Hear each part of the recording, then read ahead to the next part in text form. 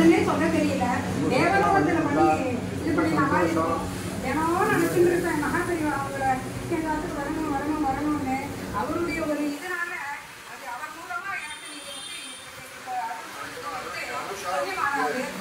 வந்து ஒரு மகா சிவராத்திரி மாத சிவராத்திரி பிரதோஷம் எல்லாம் சேர்ந்து வந்து உங்களுக்கு இது மாதிரி பண்ணக்கூடிய ஒரு பாக்கியத்தை கொடுத்துருக்கிறது வந்து நாங்கள் பண்ணின ஒரு புண்ணியமா அல்லது நீங்க எங்களுக்கு செஞ்சு கொடுத்துருக்க ஒரு அருள் கடாட்சம் என்று சொல்லலாம். அதுக்கெல்லாம் திருவாரூர் ராமன் மாமா அவர்களுடைய மூலமாக தான் எங்களுக்கு எல்லாமே கிடைச்சது.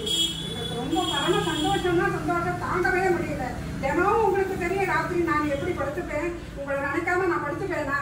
ஒவ்வொரு நிமிஷமும் நான் வந்து 3 மணி 2 மணி எப்போ வெளியில் வந்தாலும் உங்களை நான் பார்க்காம நான் போவேனா? உங்களுக்கு தெரியும்.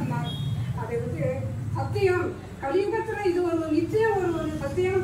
நடமாடும் தெய்வம் நீங்க அப்படின்றத நீங்க எங்களுக்கு பிரத்யேகமாக சொல்லியிருக்கு.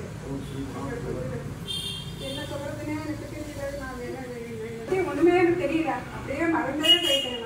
உங்களுடைய கருணகராட்சி அருட்கராட்சம் எழுதணும். எப்பயும் கிடைக்கணும். சத்தியங்கிறத நீங்க பண்ணிட்டே நீங்க எனக்கு நான் தினமும் நினைச்சுப்பேன் மகாபெரிவா வரணும் தீட்ச தெய்வமாகவே வந்துட்டேன்.